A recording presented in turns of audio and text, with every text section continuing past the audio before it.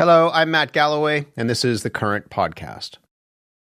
I was overcharged and told that I require multiple fillings, and I knew something was off because I had just got them done like 6 months ago. So I was like, how are they already back? And they kept showing me x-rays. I'm like, this doesn't really make sense, and images. I went to another dentist, and he was like, you don't need any fillings at all.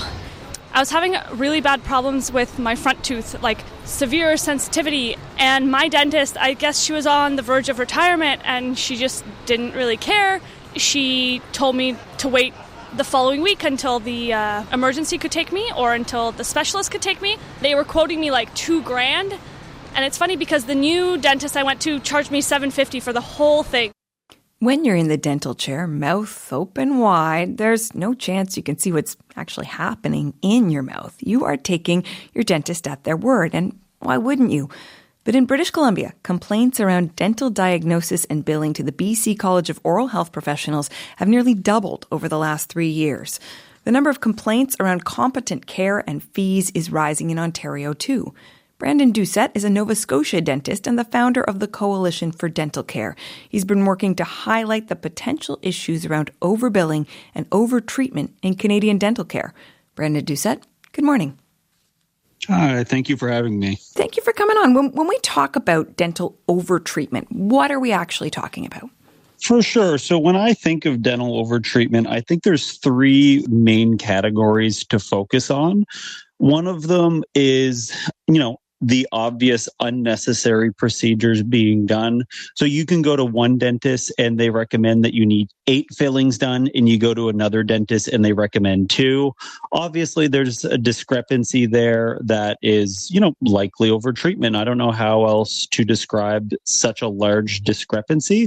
It's not to say that every single dental treatment plan is going to be 100% the same, but it should be within a reasonable margin of error. There is also the aggressive promotion of luxury and cosmetic services, framing them as necessary rather than, a supplemental thing that people can pursue if they want. So this is, maybe your dentist aggressively pushing whitening, veneers, implants, or other high-end luxury treatment. And then the third and last form of overtreatment that I think is important not to overlook is the billing practices of different dentists, and some dentists finding creative ways to add different codes into procedures they're performing, so that the net bill at the end of it, there's more services being charged. Mm-hmm. Say if you have a root canal done, normally the x-rays that are taken during the root canal treatment are included in the fee of the root canal, but say those could be charged separately. Interesting. Or things of that nature. It's difficult to find concrete data about this. Do we know how common overtreatment is in Canada? It is a frustrating thing because there is very limited data available. We do have some studies. For example, there was a survey of dentists that looked into treatment recommendations based on other surveying dentists. So let's say, for example, the survey found that dentists that saw themselves more as business people than healthcare providers were more likely to have aggressive treatment recommendations compared to, the dentists that saw themselves as healthcare providers. But I do think there is very much a shortage in data on this front. And I think it's something that reflects the state of, dentists regulating dentists. It's very much a problem that we don't do an adequate job, disciplining our colleagues that we also, want to go have a beer with on the weekend. Well, one point of data we did find in Ontario in 2026, 8 incidents where it was decided by the Royal College of Dental Surgeons in Ontario that dentists had overtreated patients. I mean, it's not a very big number. Does that, to your mind, that speaks to the point you were just making about dentists being the ones checking up on dentists? Exactly. And I imagine those cases that dentists are receiving discipline for are pretty egregious. I'm sure that they're pretty above and beyond what is reasonable. Okay. As I said, it's not like a perfectly black and white, every dentist is going to have the exact same treatment plan, but there is within a margin of error. I mean, I've had people who've come to me asking for a second opinion and they were told they need 10 fillings or 12 fillings. And I'm looking in there and I'm seeing little to no treatment that needs to be done. Wow. You know what I mean? Like maybe nothing. That is something. Yeah. And it's like, I've tried to help people go through the proper channels to have that, and nothing ever ended up happening. You gave us some examples at the top there, but are there particular procedures that a dentist might suggest that you would say to the audience, you should be concerned? Like that sets off an alarm bell. There's a lot of overtreatment associated with X or Y. For sure. So there's an older type of dental filling known as amalgam dental fillings. They're silver looking. They also do have mercury in them, but the mercury is locked into the filling itself in such a way that it's not dangerous to have those dental fillings. But some dentists will use a sales technique that basically preys upon people's potential fears of having, an old mercury filling in their tooth and saying you should replace them with a new composite filling, even though the tooth doesn't have any sort of cavity on it. There's no fracture. There's no actual reason to replace the filling. But there are some dentists who do recommend replacing those fillings for no clinically indicated reason. You just talked about preying on a particular concern. To what extent do you believe that this is knowing bad actors versus differences of opinion about whether a procedure is necessary? For sure. And I do think, that is an important distinction. I do think, a dentist can genuinely believe that they're doing the right thing. But also, if at the end of the day, their clinical decision-making recommendations aren't based on scientific evidence, it doesn't really matter as much whether they believe it or not. Like, they should be following scientific evidence in their recommendations to patients. So even if they took, say, a continuing education course that might have recommended them be more aggressive in one treatment or another, at the end of the day, what matters is that their decisions are being based on scientific evidence. And there's definitely people who have aggressive diagnosing of, let's say, cavities, for example. As I said, as one dentist you might go to says you need 8 fillings done and another says you need 2. That's a level of discrepancy that's not reasonable. Do we know if there's a particular type of clinic that's more prone to overtreatment? So I do think that overtreatment is something that's been prevalent in the dental field for a long time. With the private fee-for-service model, it is incentivized. The more problems you find, the more things you can bill for. But I do think with the corporate takeover of dental clinics, so there are dental corporations that are buying up dental clinics, with some of them even owning 600 plus dental clinics across the country. And a lot of people don't necessarily know that because the clinics don't necessarily change their outward presentation after they're bought out. Sometimes the dentist is still, working there at least for a period of time. But these clinics very much do have, quotas of billing that they're trying to meet for the day. They're told, we should be pushing these new mouth guards. We see that they're, highly profitable. So we should be really pushing them for patients. They might be a little more aggressive in recommending cosmetic treatment like whitening, veneers. And I kind of think of it as a funny thing with respect to, like, imagine you go to your family doctor and they're suggesting a nose job.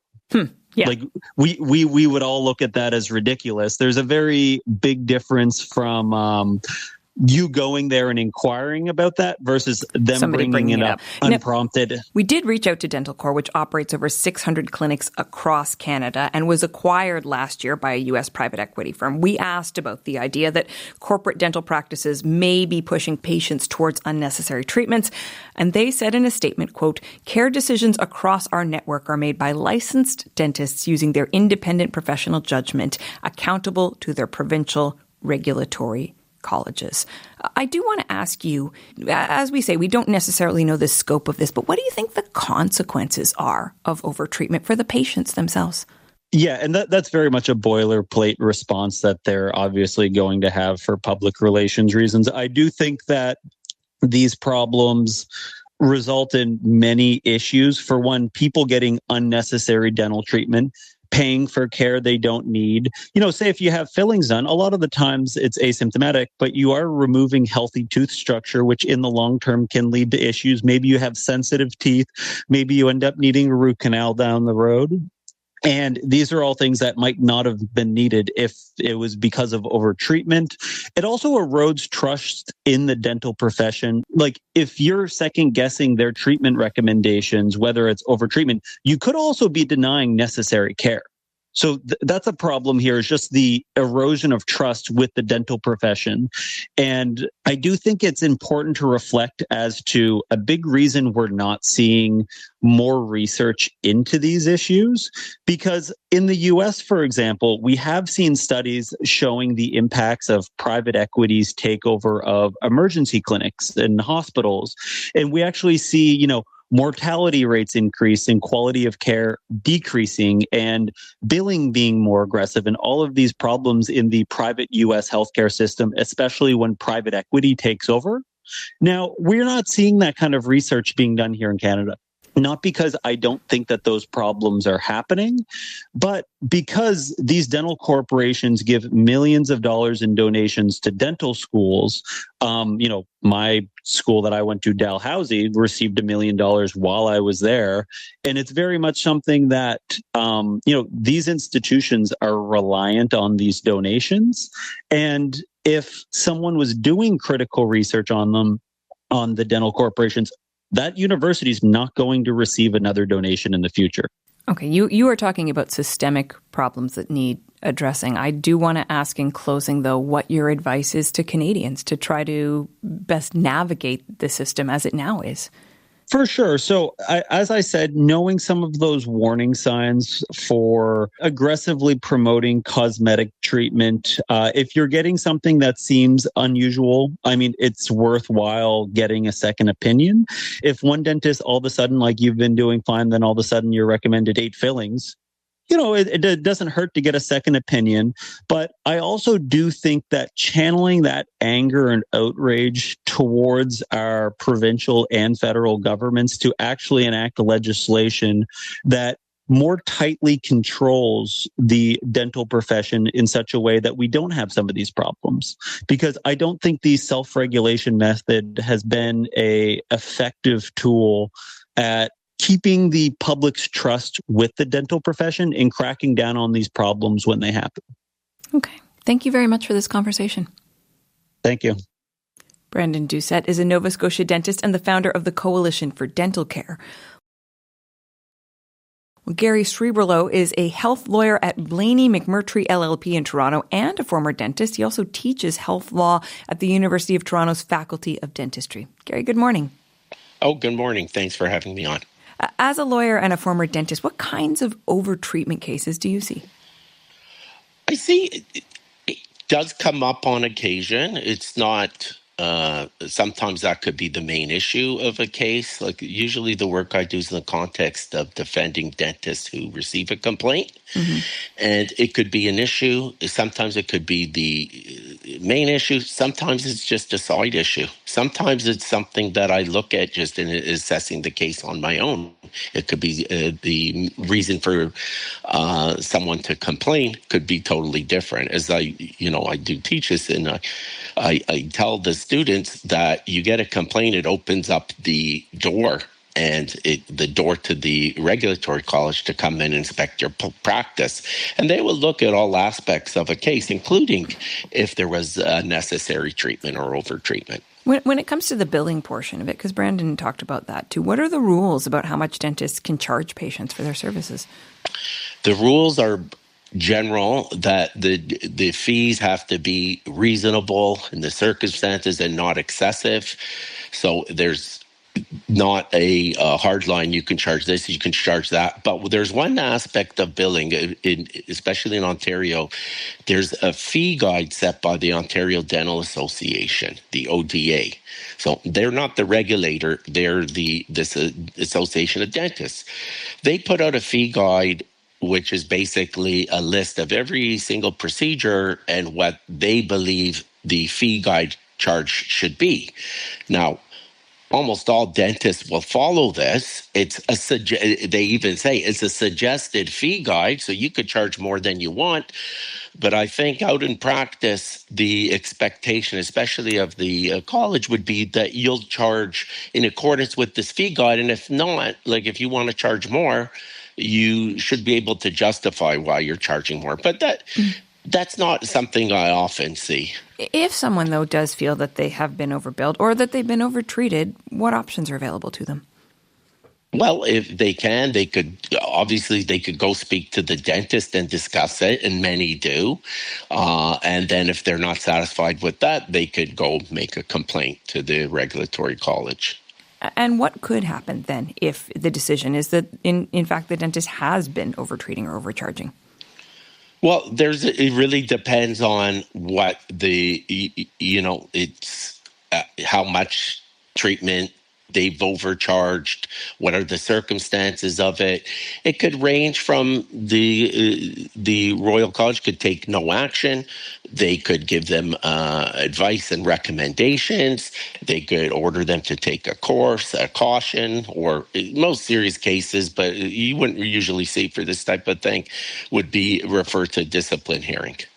Brandon seemed to be suggesting, if I'm understanding him properly, that often it doesn't rise to the level where you would be seeing it with the colleges, the regulators, in part because the system involves dentists regulating or policing other dentists. What do you make of that?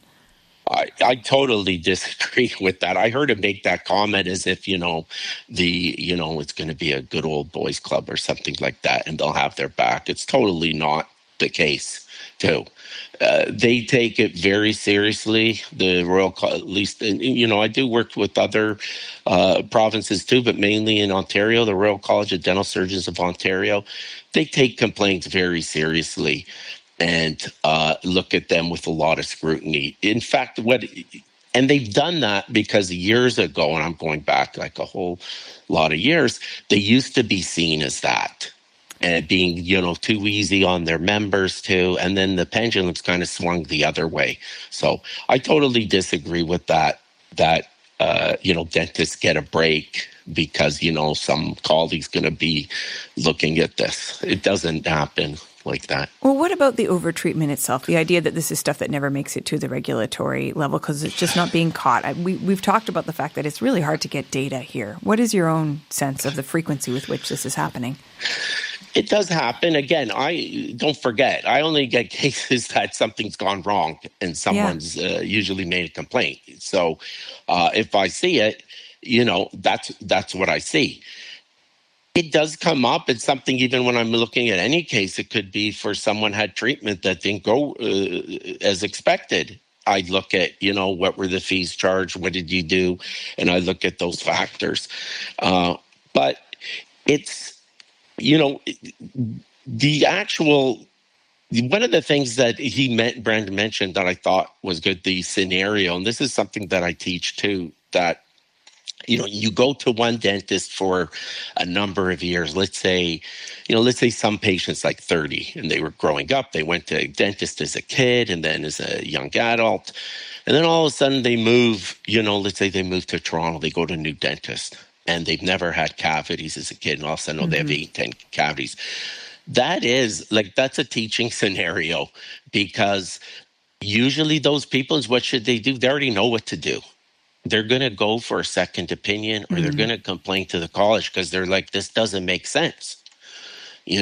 Why? And a lot of the time, so it's hard to say who's right and who's wrong. Brandon touched on some of those things. It could be, yes, I agree with him. Some dentistry is obvious, would be to all dentists. Yes, this is a cavity. This isn't a cavity. Yeah. But there's also a gray zone. And that comes down to dentists might have different treatment approaches. Some dentists might be more, let's just wait and see. We'll keep an eye on it. And some might be more, let's be more proactive and treat it. Too. So it really depends on the approach. But to answer your questions, patients know to take care of it because if it's the reason I teach it, because it's the trust factor. You have to develop that trust with a patient. So I say, even if they would need that much dentistry, you guys should develop the rapport with them before kind of, telling them that they need all this treatment. Something big is coming, yeah. Yeah, because they won't accept it, because they'll go, this doesn't feel right. Gary, what do you think about the idea that dentistry is becoming more corporatized and that could lead to this drive to increase profits? I don't really see, so I'll get complaints from dentists. Some might be working out of a corporate office, some a private office. I don't really see a difference between the two. One thing that I think is common is that dentistry, to run a dental office is very expensive too. It's just, there's a lot of costs involved, whether it's a corporate office or just a private office. I see that pressure is there regardless if it's corporate or not. It's just expensive. And in turn, the dentistry is expensive. Yeah. In closing, if you could give Canadians one piece of advice about managing this issue with their dentist, what would it be? I think, if you're faced with treatment and you're not sure, yes, you could seek out a second opinion. I think you go back to your dentist and you speak to them and you see if you're comfortable. A good dentist should be able to explain to you in easy to understand language and show you x-rays and show you even photos of the mouth regarding what dentistry you need and why. And they should be able to explain it to you. And if they can and you're satisfied, then perhaps that's good. Go ahead. But if it doesn't add up, it doesn't make sense, then, that's when you should ask yourself, is this something that I really need too? And maybe then go get the second opinion. That would be my advice for anyone listening in Canada and family members and friends, because ultimately it comes down to that. If they don't trust the dentist, they're going to be skeptical. Yeah. Okay. Listen, Gary, I really appreciate your perspective today. Thank you. Okay. Thank you. Bye. Gary Srebrolow is a health law lawyer at Blaney McMurtry LLP and an instructor at the University of Toronto's Faculty of Dentistry.